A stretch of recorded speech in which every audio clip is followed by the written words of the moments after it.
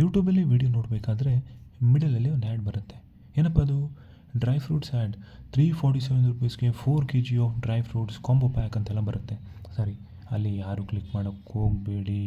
So ನನ್ನ ಹಾಗೆ, ಯಾಕಂದರೆ ಕ್ಲಿಕ್ ಮಾಡಿದ್ದಾದಮೇಲೆ ಫಸ್ಟ್ ಅದನ್ನು ಕಾರ್ಟ್ಗೆ ಆ್ಯಡ್ ಮಾಡ್ಕೊಳ್ಳೋಕೆ ಹೇಳುತ್ತೆ. ಕಾರ್ಟ್ಗೆ ಆ್ಯಡ್ ಮಾಡ್ಕೊಳ್ತೀರಾ, ಮತ್ತು ಎಲ್ಲ ಇನ್ಫಾರ್ಮೇಷನ್ ಫಿಲ್ ಮಾಡಬೇಕು ನೀವು. ನಿಮ್ಮ ಹೆಸರು, ನಿಮ್ಮ address, mobile number, mail I D, pin code, ಹೇಗೆ ನೀವು ಯೂಶ್ವಲಿ ನೀವು ಶಾಪಿಂಗ್ ಮಾಡಬೇಕಾದ್ರೆ ಆನ್ಲೈನಲ್ಲಿ ಫಿಲ್ ಮಾಡ್ತೀರಿ, ಎಲ್ಲ ಇನ್ಫಾರ್ಮೇಷನ್ ಅದೇ ಥರ ಇರುತ್ತೆ. ನಿಮಗೆ ಗೊತ್ತೇ ಆಗಲ್ಲ ಇದು ಜೆನ್ಯೂನೇ ಇಲ್ಲ ಫೇಕಾ ಅಂತ.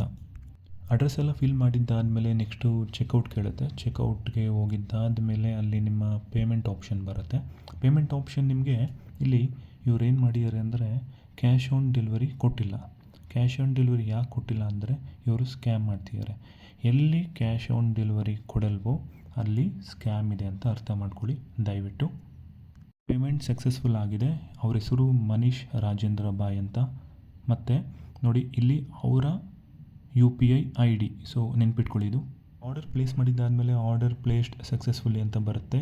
ಆದರೆ ಸಕ್ಸಸ್ಫುಲ್ ಆದಮೇಲೆ ಮತ್ತೆ ನೀವು ಹೋಗಿ ಆರ್ಡರ್ಸಲ್ಲಿ ನೋಡಿದರೆ ನಾವು ಮಾಡಿರೋ ಆರ್ಡರೇ ಕಾಣಿಸಲ್ಲ, ಆಲ್ರೆಡಿ ಪೇನು ಮಾಡಿದ್ದೀವಿ. ಈ ಸ್ಕ್ಯಾಮಿಂದ ತುಂಬ ಜನ ಮೋಸ ಹೋಗ್ತಿದ್ದಾರೆ. ಇನ್ಮೇಲೆ ಯಾರೂ ಮೋಸ ಹೋಗಬೇಡಿ.